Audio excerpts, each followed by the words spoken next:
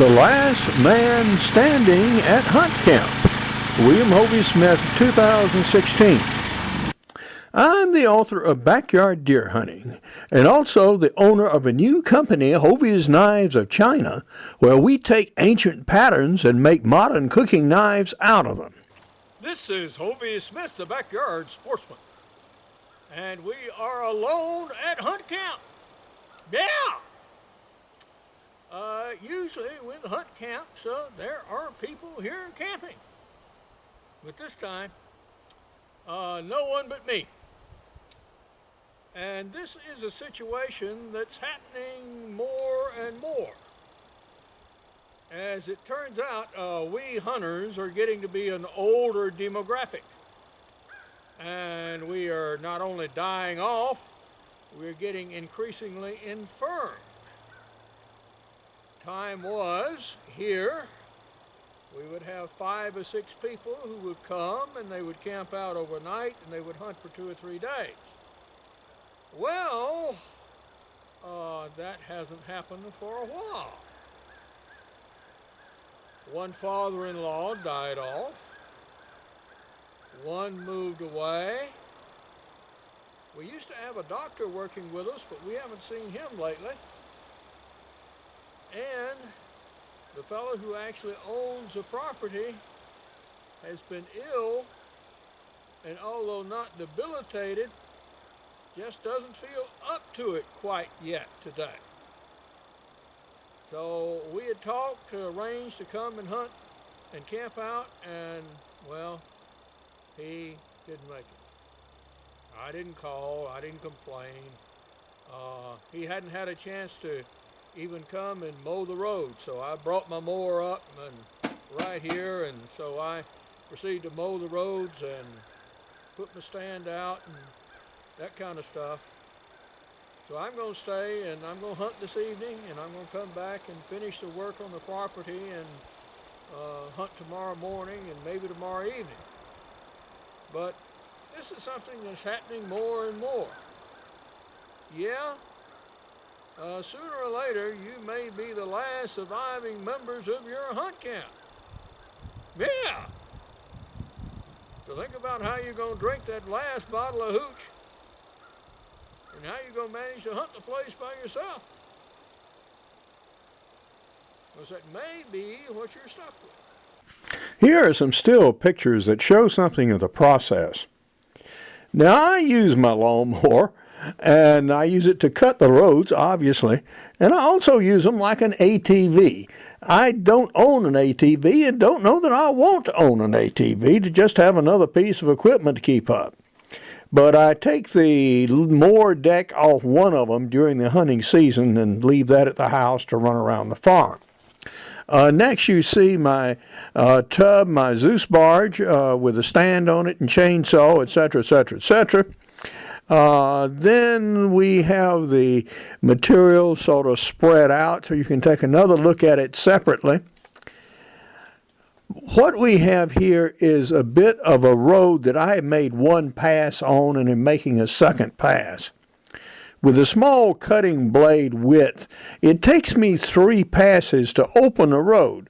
So this is the first pass through, and you can see where I've blown the leaves aside.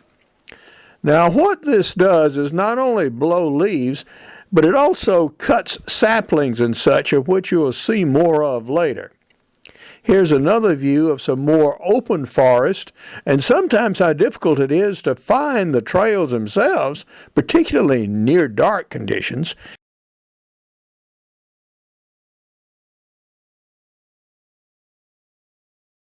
Although, about 40 miles away, somebody did shoot a near record deer. Back at camp, and we've got our stuff laid out here. How did we do? Well, the rain was intermittent showers. Some were very light, and there was a couple that were in the moderate category, but brief. So I did not get thoroughly soaked. Now, what I was wearing that did turn the rain, or absorb it at least, was of course that orange vest which was on the outside. That is pretty wet. You must wear orange in the woods in Georgia during hunting season, and I'll not wear that again today. Now, I do have a spare, so a dry one will go on when I go out this evening. The next garment over toward the end of the truck is a fairly heavy coat, but not waterproof.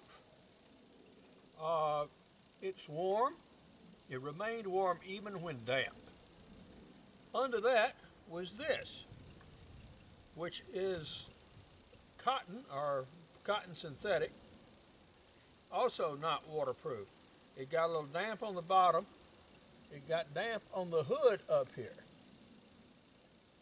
Matter of fact, wet on the hood up here. But that was another layer of protection. Then I had a shirt underneath this and a cotton undershirt. And my shirt and undershirt are basically dry. And this was a dry shirt that I'm wearing right now that I had back in the truck. So we'll be able to redress with the drier components here, plus a dry hat and dry gloves, and go out there again this evening. Now, food. I have a little pile of mess over here, and we have our deer burger, which we ate as we will before with mustard, a couple of pieces of fruit, a Diet Coke, a candy bar, which I'll save to eat on the stand, and that's it, folks. Notably absent is tobacco and alcohol. Well, I had to give that chunk up. Yep. Tobacco decades ago, alcohol just last year. But at any rate, if you're going to drink hard liquor, George Dickel is by far the best, at least ways in my opinion. But I can't have that anymore, and I would not be drinking it now even if I did. Any drinking in camp is done after the hunt is over and everybody's back and the guns are put away and all this kind of good stuff. You don't come back in the camp and drink and drink and drink and then go back out and hunt. At least not in any camp I have anything to do with. We go out in the evening and see how we do. This is the last setup in the tree stands amongst the planted pines with some oaks in the distance, and a field beyond that. But no deer are doing anything tonight.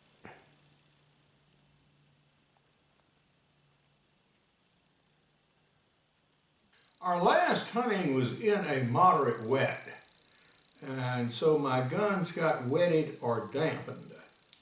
So what we're going to do is just take a look at them right now.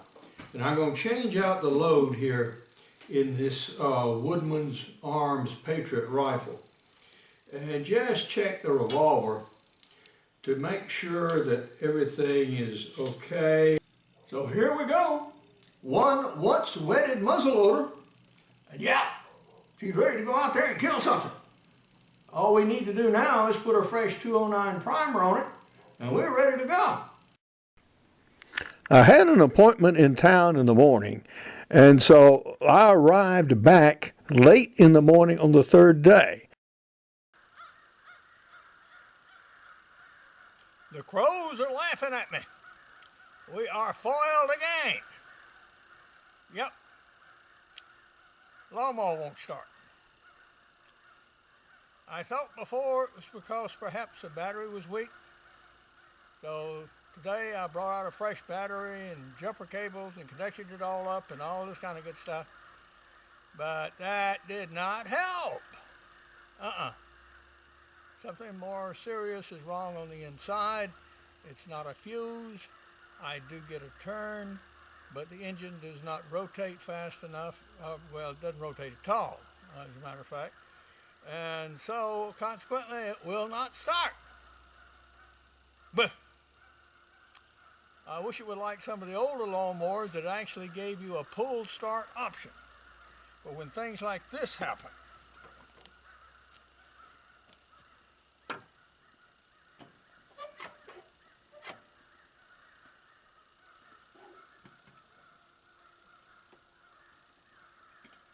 have to have 3 hands to do this. 1 foot down here, one to suppress this damn safety thing, and the other to turn the key.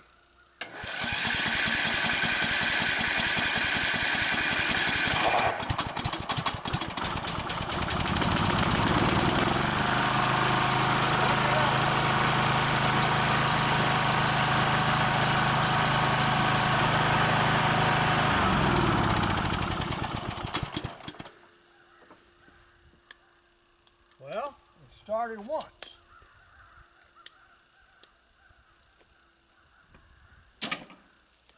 We'll see if it will start again.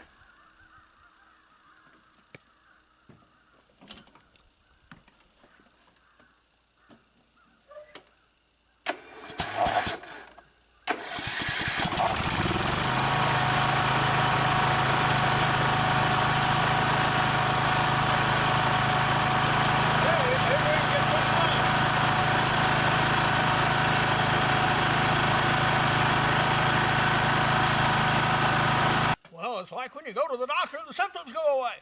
Yep. So, okay, we're going to take it out. We're going to try to do work with it and hope it doesn't stop way over on the back side of nowhere. There are 3 trees ahead of me that I'm going to use a chainsaw on. So before I get started with those, I'm going to start a little lunch. Now, I mentioned in passing that I was eating mustard and my deer burgers. And these are deer burgers that have been partially grilled and partially steamed. So they're very moist and you can eat them without bread. You can eat them without having to wash them down with something. And what the mustard is all about is that mustard and the vinegar helps prevent leg cramps, which we older guys are prone to, particularly when we do a lot of sitting. And so a little mustard on a little deer burger. Yeah, just dollop it on like that. Come on, get out there. There you go. And that makes a reasonable start to lunch. Now I'll have some crackers and I'll have some fruit too before I'm done, as well as some water to wash it down with. Salt, good. Okay, chainsaw. Your brother the lawnmower wouldn't start until it was in front of the camera. You the same way? Come on. Show the people you can do it.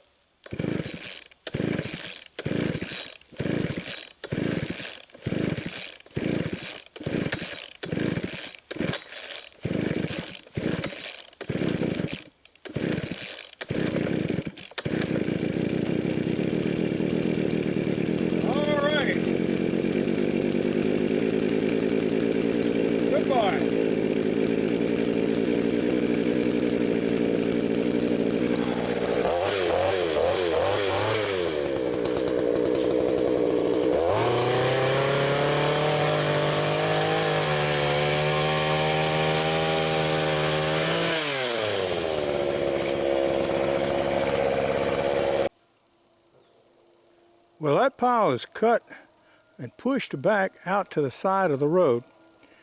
So I can get by now and the gator can get by. The next time Roger has his tractor down here, he can just give that a push and push that off to the wood line.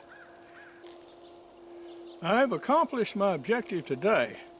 I've got back to that ladder stand that you see in that tree, and this overlooks a bottom with huge oaks. And I've shot a number of deer from this general location. And now I have at least one access to it. This is not the most direct access. As a matter of fact, it's rather the long way around.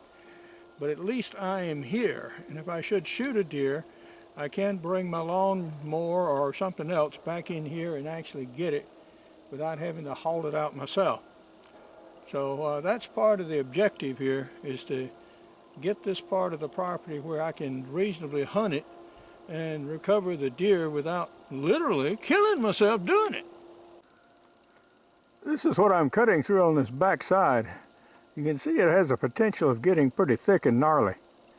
There are huge trees over here to my right, and when these things fall, wow, it is a chore to get them out of here. Well, we are loaded up and ready to go home.